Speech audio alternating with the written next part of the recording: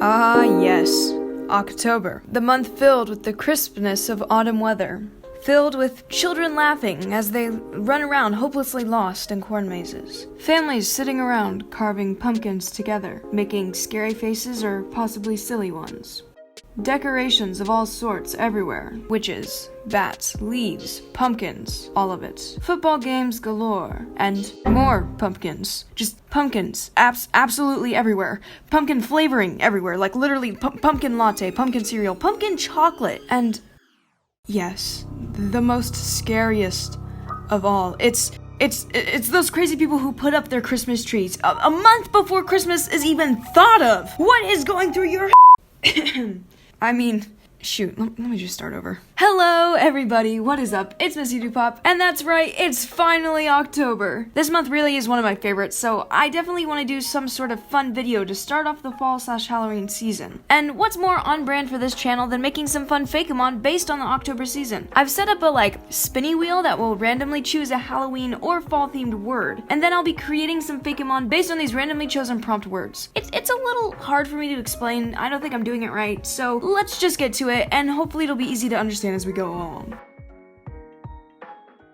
Before we continue, I wanted to thank those of you who follow me over on the gram, Instagram. I actually put up a vote on there if you guys want to see, this video or a Pokemon but it's Animal Crossing video first. Guess which one won. Anyway, if you want to take part in votes like these or just, want to see what I'm up to, feel free to follow me on Instagram. That is enough plugging. Let's get right to the Fakemon making. Alright, so I've got the wheel pulled up here, and I'm just gonna click the spin. I'll probably end up spinning it a couple times, just to have a couple prompt words to go off of, but let's spin it for the first time and see what we get for our first Fakemon. It's slowing down. We got we got a candle? No, a crypt? Oh, we got candle. There we go. Nice. I think that'll be cool. Now, I'm gonna spin it so it'll be a candle and something else. And here is the second spin. We've got... Dracula! Oh! Yeah, Dracula, okay. So, a candle that's a vampire. Okay, let's see if I can work with this. It didn't take too much brainstorming to decide the way I wanted to use these prompt words. Vampire and candle, what a fun combo. There's a lot of possibilities with that. I started off with a very basic candle shape, and then added one of my favorite ideas I had about this Fakemon, melting wax fangs. I was thinking this candle could definitely be mid-melt, and maybe some of the melting wax could allude to the fangs of a vampire. It's probably my favorite part of the whole design. Anyway, I looked at some reference photos of old-timey pre-light bulb candle holders, and decided that this Mon would have one of these, but with a little bit of a twist. With the mighty power of Google, I looked up vampires, and after a few minutes, I had a nice list of things that were most commonly found in cliche vampire outfits. Not like Edward Vampire, but your typical tucked up, rich, fancy bloodsuckers. I added a few of these outfit elements with a pop color metal piece on the candle holder. I'm not quite sure what's going on there, but it's happening. I also gave it a snazzy bow tie and tuxedo-like patterns. And that was pretty much it. It's a bit of a simple design, but I quite like it. Let's take a look at the finished version. I present to you the bloodsucker that lights the way, Campfire. Okay, maybe that's not the most clever name ever, but it's all I could come up with. Campfire are forever slowly melting. When they reach the point of their last lighting, they will suck the heat out of other fire-type Pokemon, using it to rebuild themselves. I can't decide if this Fakemon would be Fire Dark type, Fire Steel type, or just plain fire. So please, feel free to let me know what you think down below in the comment section. I had a little trouble coming up with the dex entry of this Mon, so sorry it's a little on the short side. I think it's time to spin that wheel again. And now it's time for the second Fakemon of this video. I'm going to spin the wheel a couple times, maybe 3 this time, we'll have to see how it goes. And, well, let's just see how it goes. So the first word we have is... a ghoul. Oh, I don't actually know what a ghoul is. Is that like a ghost? Okay, so we have this thing, and this thing is doing, or is also...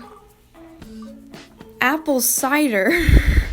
And now we're gonna do a third word. If I don't think it matches, I might just, cancel the third word. But if it fits well, we'll go ahead and add it. And the third word is Ghost. Okay, so pretty much we're making like a apple cider ghost monster thingy. I think that'll be interesting. Let's see how this goes.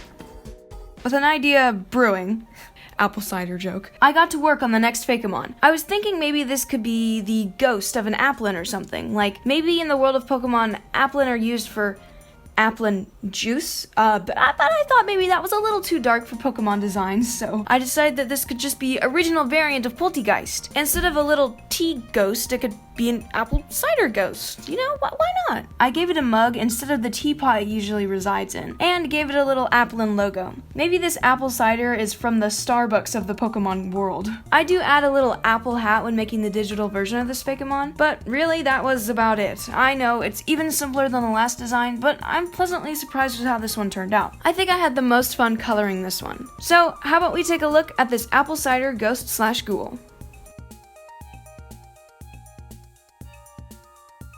This, my friends, is a regional variant of Poltegeist. When the soul of a dead applin finds the cider named after itself, it possesses it immediately. Always be careful to check your applin cider for unusual behavior. This one was so fun to make. It may be my favorite of today's Fakemon. What do you think? And more importantly, what do you think of the apple hat? Feel free to let me know down below in the comments. But now it's time to move on to the last Fakemon of today's video. And it is time for the third and final Fakemon of this video. We're gonna spin it 3 times because I liked that better, and we're gonna see what I get. So for this final Fakemon, we will be creating Trick or Treat. How am I supposed to work with that? Okay, maybe it can be trick-or-treating. Hey, there we go. Okay, so it's trick-or-treating, and it is a mad scientist. Yeah, mad scientist. Okay, a trick-or-treating mad scientist who is also a spider. Oh, maybe with its multiple legs, it's like doing science experiments, it's trick-or-treating. I think I have an idea for this one. Let's get to it. Before we begin this section, last time I had a Spidermon, I of course showed some pictures of spiders, and I'm planning on doing that with this Fakemon as well. Someone in the comments recommended an arachnophobia warning or something like that, and that's a very good idea. So here it is. If spiders just, aren't your thing, understandable. Here's the time in the video to skip to so you can see the finished design, but not the pictures of spiders that come with it. I promise the final design isn't that scary.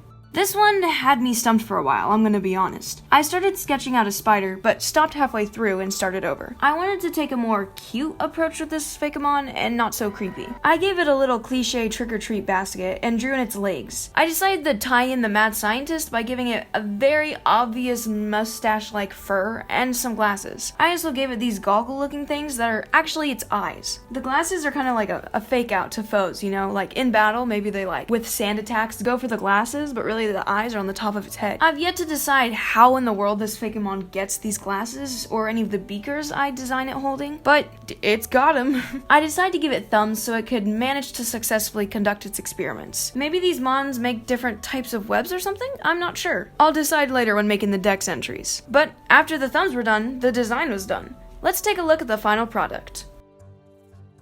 I present to you the final Fakemon of this video. I don't have a name for this one, so feel free to leave any ideas down below in the comments.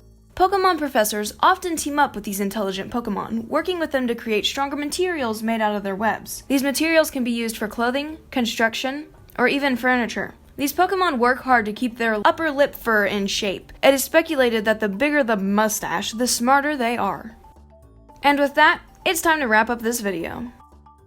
So, what do you all think of these 3 designs? I had a ton of fun making them, and I know that without this wheel thingy, I probably never would have. I think I'll do this again sometime, or some sort of randomly generated Pokemon of any sorts. If you think that'd be fun, feel free to subscribe to the channel if you haven't yet. All you have to do is go down below this video and click the red button that says subscribe. It'll turn gray if you do it right. It's completely free, and you can always unsubscribe later if you end up, not vibing with the content. If you did enjoy these designs, feel free to let me and others know by giving the video a like. like, it's the thumbs up. And before I end this, I've been writing short stories lately and was wondering if any of you would be interested if I started posting audio versions of these stories, or me reading them, maybe some art to go along with it or something, I don't know. I'd appreciate any feedback on the writing, and I'd love to share these stories with you. Just a few here and there to spice things up. Let me know what you guys would think. Anyway, it's time for me to wrap this up. I hope you enjoyed this video, and I hope you are having a spectacular day. This is Missy Dupop, signing off.